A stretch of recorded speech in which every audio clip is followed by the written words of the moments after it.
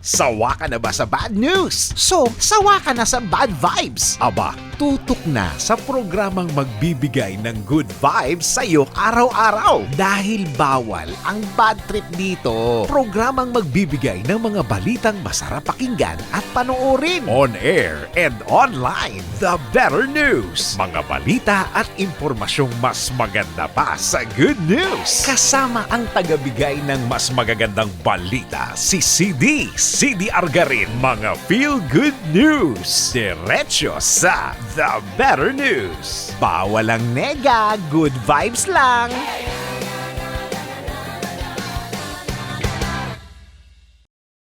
Welcome sa programang Good News, ang hatid sa inyo. Mga balitang magpapa-feel better ang mababalitaan nyo. Mga balitang ka-share-share sa buong Pilipinas at saan mang bahagi ng mundo na may Pilipino. Bawal ang nega sa show na to dahil diretsong good vibes ang sa iyo. Live dito sa DZRH TV Facebook, YouTube at DZRH News website. Ako si Rovic Manuel.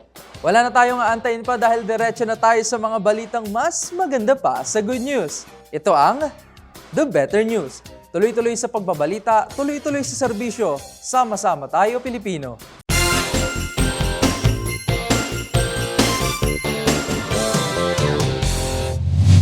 Para sa mga naghihintay ng resulta ng katatapos lang na barangay at sangguniang kabataan elections, ito na ang magandang balita para sa inyo. Dahil inanunsyo na ng Commission on Elections o COMELEC ang schedule ng paglalabas ng resulta ng nasabing halalan. Narito ang report ni Millie Borja. Ilalabas na ngayong linggo ang resulta ng naganap na botohan ng barangay at sangguniang kabataan noong October 30. Yan ang ginawang anunsyo ng Commission on Elections o COMELEC, kung saan ayon sa chairman nito na si George Garcia, hinihintay na lamang nila na makumpleto ang mga data sa mga field office sa bansa upang mailabas na ang opisyal na resulta ng eleksyon ngayong taon. Inaasahang maaanunsyo ang resulta ng halalan mula sa 42,001 na barangay sa Huwebes at Biyernes ngayong linggo. Samantala, ayon naman sa Philippine National Police Election Monitoring System at BSKE Command Center, nakapagtalaman ng ilang election-related injuries sa Bangsamoro, ay pinuri pa rin ni Armed Forces of the Philippines Chief General Romeo Bronner Jr. ang naging mapayapang eleksyon ngayong taon.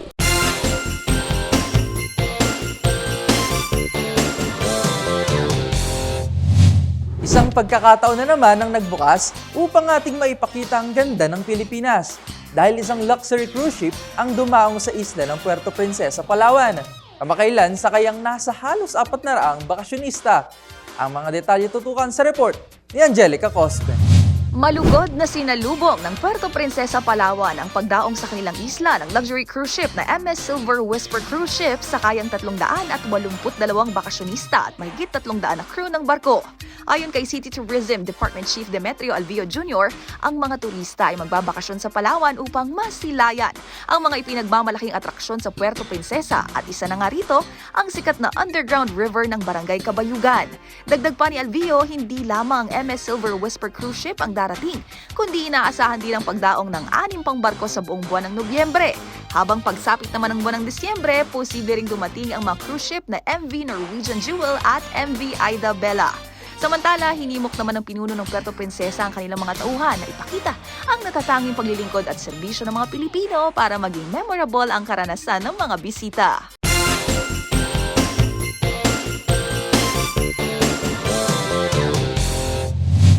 Good news para sa mga estudyante o mga commuter na nasa 18 pababa ang edad. Dahil ang MRT3 ay may handog na libreng sakay para sa inyo. Yan ay bilang paggunita ng selebrasyon ng National Children's Month. Ang iba pang detalye tutukan sa report na ito. May alok na libreng sakay ang Metro Rail Transit 3 o MRT3 para sa mga menor de edad o yung mga nasa edad 18 pababa ngayong araw.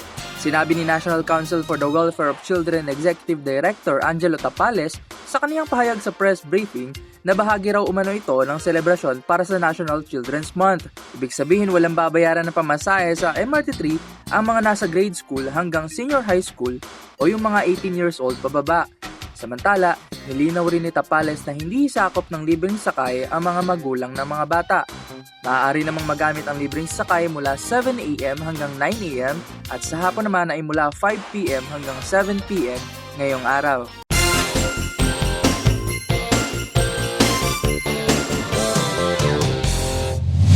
Positibo ang pananaw ng administrasyon ni Pangulong Bongbong Marcos pagdating sa posibleng pagbaba ng poverty rate sa bansa sa mga susunod na taon.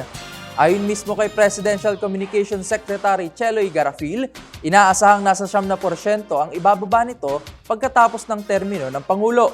Ang mga detalye tutukan sa report ni Pamela Adriano. Kumpiyansa ang Administrasyong Marcos na bababa sa 7% ang poverty rate sa bansa pagsapit ng taong 2028. Ito ang sinabi ni Presidential Communications Secretary Cheloy Garafil batay sa pagtaya ng National Economic Development Authority o NEDA. Ayon sa kalihim, nakalatag na ang iba't ibang estratehiya at whole-of-society approach na may layuning mabawasan ang antas ng kahirapan hanggang sa pagtatapos ng termino ng Pangulo. Matatanda ang batay sa survey ng Social Weather Stations noong September 28 hanggang October 1, nasa 13.2 million na mga pamilyang Pilipino ang nagsabing sila ay mahirap, mas mataas kumpara sa 12.5 million noong June 2023.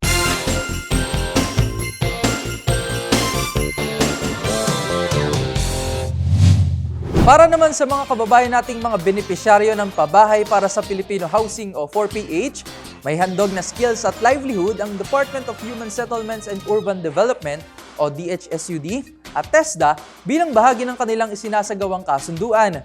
Ang mga detalye tutukan sa report ni Millie Borja.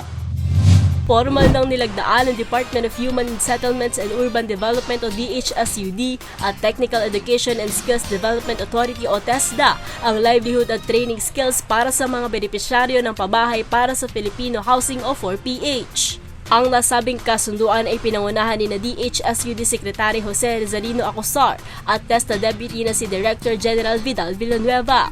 Ipinahayag ni Secretary Acosar ang kanyang pasasalamat sa TESDA sa suportang ipinaabot nito. Dagdag pa rito, ang paglagda sa nasabing Memorandum of Agreement ay mahalagang bagay para sa mga Pilipinong maituturing na poorest of the poor. Pagsisiguro rin ng opisyal na akma ang makuhang training ng mga benepisyaryo upang makakuha ang mga ito ng trabaho sa industriyang malapit sa pabahay. Ang 4PH ay kabilang sa mga flagship program ni Pangulong Bongbong Marcos at sa ilalim nito, nilalayo ng administrasyon na makapagbigay ng disenteng pabahay sa abot kayang halaga para sa mga mahihirap at walang tirahan na Pilipino.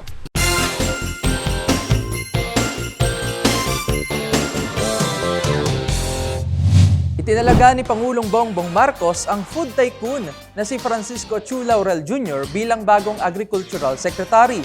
Ayon sa Presidente, tiwala siya sa kakayahan ni Laurel na pangasiwaan ang kagawaran dahil matagal na ito sa industriya ng pangingisda.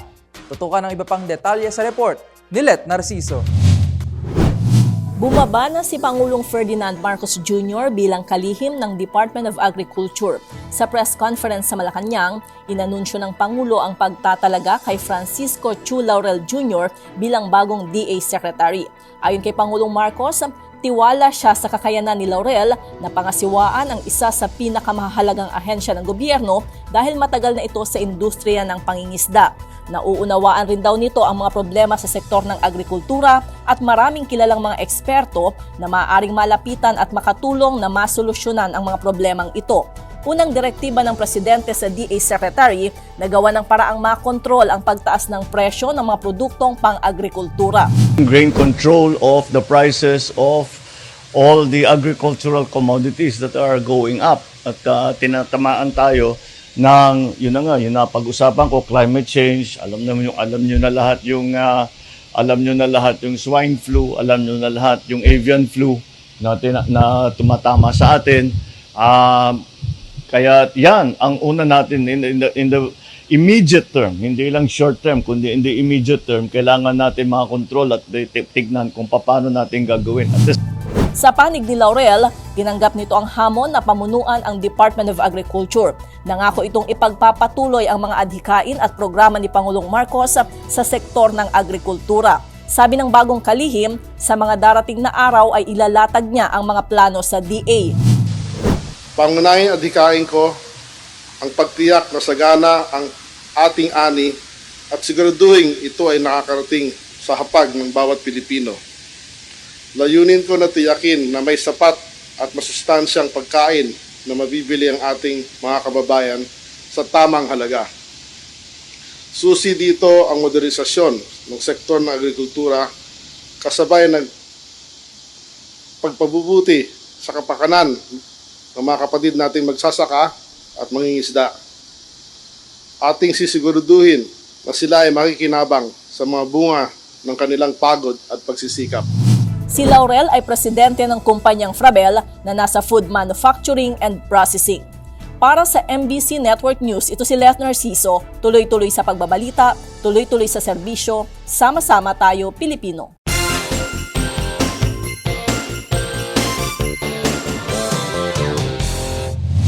Hiniling sa Senado na huwag nang palitan ang mga barangay health workers na nagsilbi noong pandemya sa ilalim ng mga bagong halal na opisyal na barangay.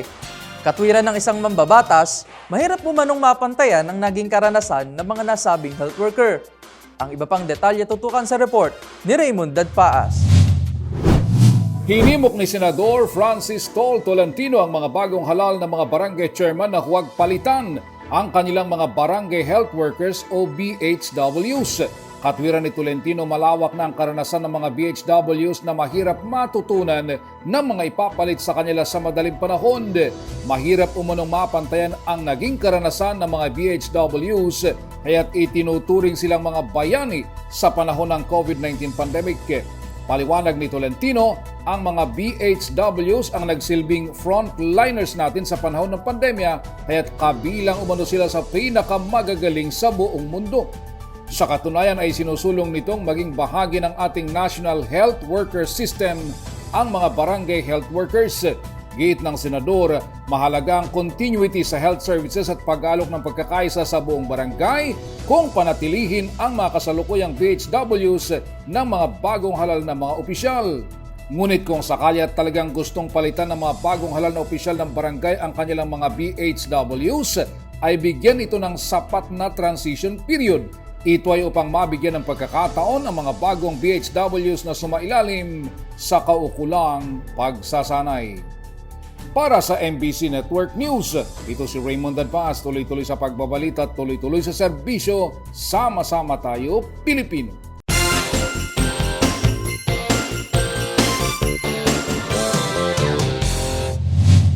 Nabigyang serbisyo ng Philippine Red Cross ang nasa higit 4,000 katao sa nagdaang undas.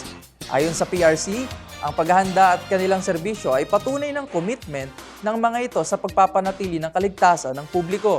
Ang iba pang detalye tutukan sa report ni Pamela Adriano. Mahigit sa 4,000 mga pasyente at kababayan natin ang naserbisyohan ng Emergency Medical Services o EMS team ng Philippine Red Cross o PRC sa nagdaang undas. Ayon kay PRC Chairperson at CEO Richard Gordon, tungkulin nila na makatulong at makapagligtas ng buhay kung kaya't ang paghahanda at mismong pagserbisyo nila ay patunay ng commitment ng PRC na makatuwang sa pagpapanatili ng kaligtasan. Samantala, nagpasalamat naman si Gordon sa buong emergency teams ng PRC na naglaan ng oras at nagbigay serbisyo para sa mga Pilipino sa paggunita ng undas. Mahigit sa 300 first aid stations, emergency vehicles, foot patrol at roving units ang ipinakalat ng teams sa iba't ibang sementeryo sa Pilipinas.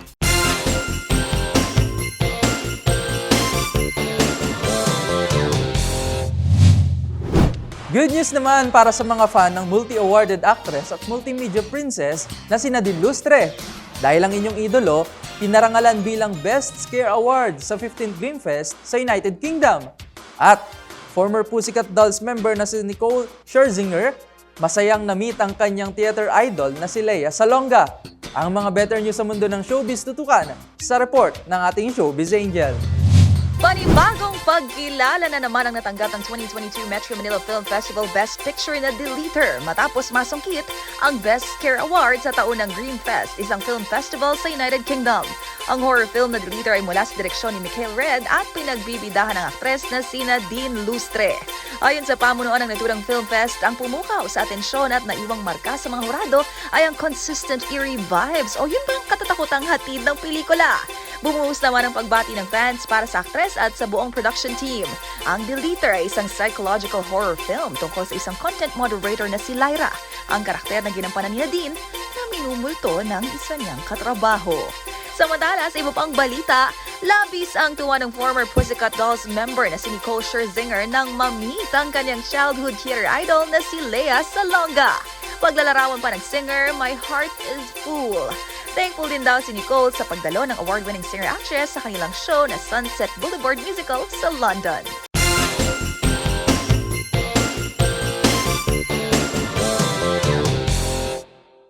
At yan ang mga balita at impormasyon na dapat niyong malaman at masarap sa pakiramdam.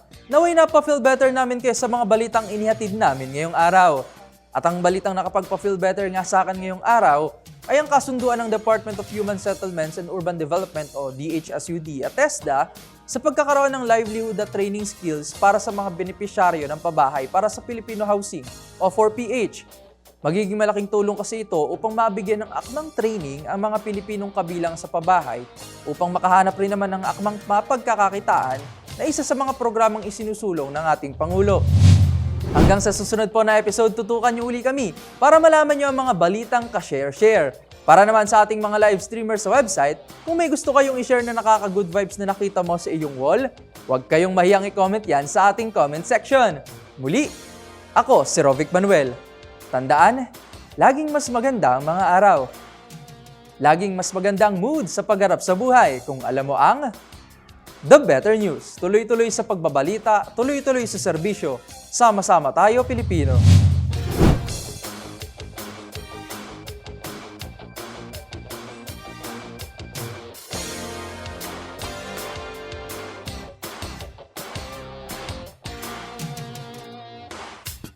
Sawa ka na ba sa bad news? So, sawa ka na sa bad vibes? Aba, tutok na sa programang magbibigay ng good vibes sa'yo araw-araw. Dahil bawal ang bad trip dito. Programang magbibigay ng mga balitang masarap pakinggan at panoorin. On air and online. The Better News. Mga balita at impormasyong mas maganda pa sa good news. Kasama ang tagabigay ng mas magagandang balita, si CD Argarin. Mga feel-good news. Diretso sa The Better News. Bawal ang nega, good vibes lang.